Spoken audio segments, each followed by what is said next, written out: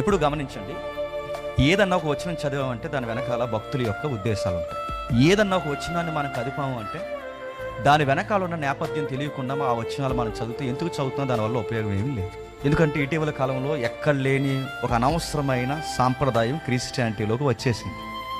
ఆ అనవసరమైన సాంప్రదాయం ఏంటంటే అర్థం పర్థం లేకుండా అర్థవంతమైన అధ్యాయాల్లోంచి వాక్యాన్ని ఒకటి బయటికి లాగేసి దాన్ని క్యాలెండర్ల మీదో వాగ్దానం కార్డుల మీదో తగిలించేసి దానికి నచ్చినట్టు అనుకూలంగా రాంగ్ ఇంటర్ప్రిటేషన్ ఇచ్చే ఒక రాంగ్ యాటిట్యూడ్ క్రిస్టియానిటీకి వచ్చేసింది.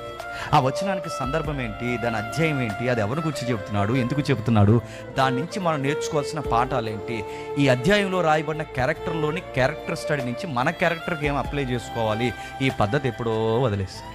నచ్చిన వాక్యాలు ఇన్కమ్ వచనాలు ఏవైతే ఉన్నావో అలాంటి వచనాలన్నీ చదువుకుంటారు. అందుకే బైబుల్ని ఎలా చదవాలో ఎప్పుడో మర్చిపోయామన్నట్టుంది వ్యవహారం.